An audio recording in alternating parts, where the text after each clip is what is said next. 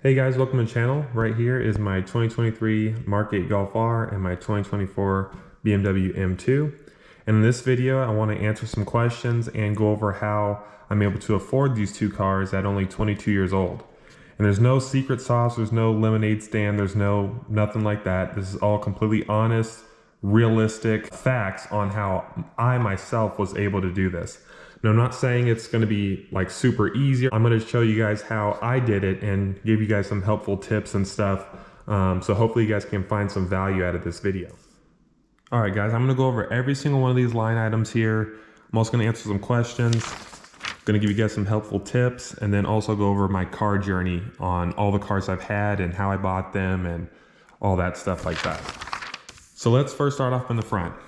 So the most simplest way to put it is basically just get a well-paying job, because obviously I make most of my money at my job. YouTube, I appreciate you guys for watching and everything, but YouTube doesn't generate that much money. It does help. You always want to have more than one stream of income. The main way I make my money is from my job. So get a well-paying job. You can join sales like what I did. I'm in car sales. You can also do solar sales, pest control sales. Any kind of sales has potential to make a lot of money, even if you're young with no experience. Like, for example, I'm only 22, so I'm not old enough to have like a bunch of experience in a field. So sales is a really good way for younger people to make a lot of money. You can start your own business. Obviously, this is way easier said than done, but a lot of successful people, they did start their own business and they were able to grow it and, you know, build it into something big. Learn a trade. So you can be like an electrician or something like that. They still make good money. You can get like a government job. So for example, like a police officer or a corrections officer or something like that, something to do with the government. They can also make some pretty decent money as well with like overtime and stuff like that. Another thing I did was I saved my money and I invested. So I invest in, or I have a 401k at work. I invest in the stock market and I also dabble in cryptocurrency. Now, I'm not going to say that I'm making all this money off of this stuff here, but this is good to make more money off of the money that you have. I made a few thousand in crypto and stuff, nothing crazy. It's really important to have goals. My goal was to buy my own house and to buy my dream car, which for the longest time was a Corvette, hence my channel name, but I'm just not a fan of the C8 Corvette. But the C6, C7, I grew up, my dad bought a 2008 Corvette in 2008 or late 2007, whenever it was. And I was hooked on Corvettes ever since. I was only like 7 or 8 years old, but I just love Corvettes, but the C8, I don't really like it. So that's why I didn't buy a C8. That was my goal, was to buy a house and to buy my own car or buy a dream car of mine. Consider the M2 as kind of like a dream car of mine. Not like something that I've been thinking about my whole life, but it's just a car that's like really, really nice, a car that I really like and a car that I really wanted. So always have goals, because if you're just, you know, let's say you're good at saving your money, but you don't have any goals or whatever, then what are you saving it for? You don't have any sort of like goals. So always have goals, work towards your goal. I built my credit. So I got a credit card when I was only 16 years old with a little $500 limit. Obviously the limit's much higher now at 22. But build your credit. It's really important, especially if you want to finance a car or buy a house. So credit is extremely important. Work extra hard. I know that sounds kind of cliche, it sounds kind of silly, but in the job I'm in, car sales, what you put in is what you get out. So I always work extra hours. I always go in on my day off. I always go the extra mile to, you know, make a car sale and stuff like that. So thankfully I'm in a position to where I don't have any responsibilities, any kids or anything like that. So if I wanted to work extra hard, I can. And for example, let's say you had a government job like a police officer, something like that. If you put in overtime, you make more money, obviously, right? The thing I did was I lived below my means. So, you know, I haven't been making like the money I'm making now for a long time, maybe for the past like 2.5 years, but I've always lived below my means. Eat cheap. I know that sounds kind of silly. You know, I know food is good to buy good food, but I buy food that I like that's inexpensive. I dress cheap. I don't have any fancy clothes on or Balenciaga or Gucci. Well, actually I do have a Gucci wallet actually, but I don't have any like fancy stuff like that. So I dress cheap, I eat cheap. I'm not telling you guys to do this. This is just what I did, because some people have different priorities. Some people, their priority is to look nice and have fancy clothes and stuff like that. So I get it. If that's their priority, that's fine. But it wasn't mine, so that's how I was able to save a little bit of extra money. I don't have any bad habits. I don't drink, I don't gamble, and I don't do drugs. So I have no bad habits because these things can all cost you a fortune if you have these bad habits right here. So this is basically the things that I did in order to get to where I am now. I'm gonna answer some questions here.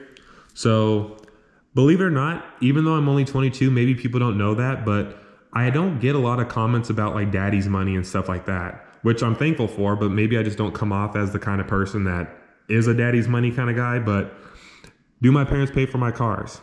Currently, no, they don't. The only car that my dad helped me pay for was my first car, which was a 2019 Mustang EcoBoost. And once we get on the back page here, I'll go over that. But all the cars I have now, I pay for all myself. It's all mine. I pay for my insurance. I'm on my own policy. I pay for the car payments. I pay for the registration. The only thing that in my life that my parents pay for right now is my phone bill. That's the only thing that my parents pay for because we're on the family plan. So I pay for everything. I'm an adult. I pay for all my own bills, and I have a gas bill. I have a water bill. I pay for all that stuff. Why some people might say, and by the way, this video kind of stemmed from my M2 video. I made a video going over my car payment on my M2, and a lot of people had things to say, and I appreciate the comments and stuff, but some people were just completely wrong. So some people were saying like, why would you buy that expensive car and why not use that money towards investing? Cars are a bad investment. You should buy like a $10,000 Toyota Corolla and pay cash for it. Yeah, sure, that's fine. Again, everyone has different priorities. I like having a nice car. I don't spend my money on much of anything. So buying a nice car is kind of important to me because the cars are my passion. I love cars. That's why I do a YouTube channel based on cars, because I just love cars. And I sell cars. I sell Fords. So everything I do is kind of like revolved around cars because that's like my passion. I love cars. So the thing is that these people don't understand is that just because you have an expensive car payment or expensive car doesn't mean that you don't have extra money left over to invest as well. So some people are saying like, oh, that payment's stupid. You shouldn't do that. You're going to end up paying 90 grand with interest. And I would invest it into a S&P 500 and all that other stuff. That's great. But why can't you buy the car and do that? So I still invest my money. I still invest in the stock market. I still invest in my 401k. I still invest in crypto. If you make enough money to do both, then why not do both? And I'm not trying to say that in like an arrogant way or anything, but that's the reality of it. If you make enough money to do both, then you can have nice cars and you can still pay your bills and you can still invest. Another thing that some people would say is like, why wouldn't you buy a house instead of getting an expensive car? Well, I actually have my own house. So this is my house here. I bought this all myself. This is in my name. I did the down payment on it. I make the payments on the house. And you might be wondering how someone 22 can buy their own house. Same thing here. This is all the same stuff. Save my money, build credit, save money for a down payment on the house. You know, this is all kind of related. Some people would say, oh, since I'm financing the car, if you can't pay cash, you can't afford it. And I understand that point of view. I do understand that, you know, if you can't pay cash for the car, don't buy it at all. I understand that. But in my situation, it wouldn't make sense to, you know, withdraw investments and stuff to pay for the car in cash when I could just finance it and pay it off soon with the new money that I'm making. So my thought process was this. The money that I already have now, I want to keep that money in my investments and in my bank. The new money that I'm making at my job is the money that I'll use to pay for my car and stuff like that. So hopefully that makes sense. New money is paying for the car and stuff. Money I already have is building interest and stuff over time. Money that I already have is money that's saved up. So it wouldn't make sense for me to withdraw investments and stuff to buy the car in cash. It just doesn't make sense to do it that way. But I do plan on paying off the car within like a year or so. So the M2 will most likely be paid off in about a year. Let's go to the back here. Let's go to our car journey. So if you guys don't know, I do have videos on my YouTube channel. My first car was a 2019 Mustang EcoBoost that we paid cash for. And what I mean by we is my dad did help me on this car. So this was the only car that I bought that my dad helped me on. Because I was 17 at the time, so the car couldn't even go in my name anyway. So my dad helped me buy this car in cash. My dad paid for about 66% of it, and I paid for a third of it. Of my own cash I saved up at jobs that I had, even though I wasn't making a lot of money at the time. I still was really good at saving money. Birthdays, you know, stuff like that. I saved all that money. So I was able to buy the EcoBoost in cash. My dad paid for about 20. I paid for about 8,000 because it was 28,000 out the door. So EcoBoost was cash. Mustang GT, I traded in the EcoBoost, which was already paid off. I paid the difference because I was making a little bit of money on YouTube at the time. So I was able to make the money at my job, which is the job I'm still at now, just in a different position. I was able to make the money at my job. And then I was also able to make a little bit extra on YouTube by doing the car reviews and stuff. So that helped me save up money to buy the Mustang GT in cash. So I traded in the EcoBoost. I got about like 25 grand or so for it. The Mustang GT was about 32. With taxes and everything, I came out of pocket like 9 grand to trade in the 19 EcoBoost with like almost 30,000 miles on it to a brand new Mustang GT. So that one was paid for in cash. My GTI, at the time, I was making pretty good money in sales, and I wanted to get myself like a daily driver, something fun, wanted to try something different. So I got myself a Mark 8 GTI. I financed it. I put 4K down just because, you know, I figured I'd put at least the taxes and fees down. That's actually a little bit more than the taxes and fees. And I wanted to build my credit because I knew that at one time, or I knew that one day I wanted to buy like a big purchase, like a M2 or M3 or whatever. So I wanted to build my credit with the GTI. I financed that car, paid it down really quickly.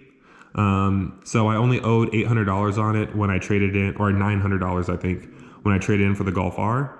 So I traded this car in, I only owed $900 on it, put all the equity into the Golf R. I financed the Golf R, didn't put any money out of pocket, just the equity on the GTI. The Golf R currently is now paid off, and I just have a payment on the M2. In the M2, I financed that one with $10,000 down. So just so you guys kind of know my whole car thing. So these are the cars I have now, the ones that are underneath the line. I have the Golf R and the M2.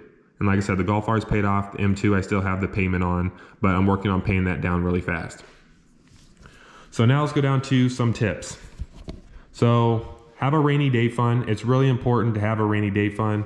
You never know when you might, you know, lose your job, or like in my case, I'm in sales. So a rainy day fund is especially important because you could have a bad month or whatever. Thankfully, I don't want to jinx myself, but thankfully I've never really had a bad month in sales. I've always been consistently making pretty good money. So always have a rainy day fund just in case. Don't overextend yourself to buy a car. So I know some people were mentioning in the comments on that M2 video, they were like, oh, you're probably overextending yourself. That's stupid to buy. You're probably, you know, putting yourself in a bad spot, whatever. That's not true. I would not buy the M2 if it was in any way overextending myself. I would not have bought that car. So for example, if you make $3,000 a month, don't get a $1,000 car payment, right? Because it just doesn't make sense. You're overextending yourself, right? Another thing, make sure you have savings left at the end of each month. So I understand everyone's situation is different. Everyone makes different money at their job. Everyone has different people they need to take care of and stuff like that. But you always want your goal to have extra money left over at the end of each month. So after you get done paying all your bills, after you get done, you know, going out every now and then or whatever, after you get done with all of that stuff, you want to have money left over at the end of each month. You never want to be breaking even, and you never want to be going backwards, in my personal opinion. So if you're losing money and you're going into savings each month, that's not good. And then if you're breaking even, I don't consider that good either. So that's just my personal perspective on it. Another thing, if you can't afford the car you want now, wait and save your money until you can. So let's say you just really badly want a BMW M340i or something like that. I'm just using an example. If you can't afford it right now, wait until you save your money or make more money at your job or something until you can afford it. Don't buy it when you can't afford it yet. Because again, you'll put yourself in a bad situation and then you'll end up overextending yourself on a car. Another thing, make sure you have a steady income before taking on big car payments or big payments in general. So I'm in sales, like I said, so my income can be up and down. Thankfully, it's been pretty steady, but I made sure that I was doing pretty good in sales and that I was going to be consistent at it before I bought anything. Before I bought my house and before I bought the M2 and even before I bought the GTI, I made sure that I was consistently doing well, consistently saving money. And again, back to this whole thing, if you can't pay cash, you can't afford it. All the cars that I've bought in so far, I could have technically paid cash for them. The house is different because the house, it's not that's not really like feasible. I'm not balling like that. So a house isn't really feasible to wait until you can pay cash for a house, because houses aren't, you know, $100,000 like they were, you know, 30 years ago. At least here in Vegas. Vegas is really expensive now. That's pretty much my whole story on like the finances part of it, how I was able to afford to do this at 22. Like I said, I do recommend you guys, if you're younger like me and you're looking to get a career that pays good money, I do recommend looking into sales. But if you enjoyed this video, please give it a like and subscribe. Let me know if you got some value out of this video. Share your thoughts in the comments below, and I will see you in the next one.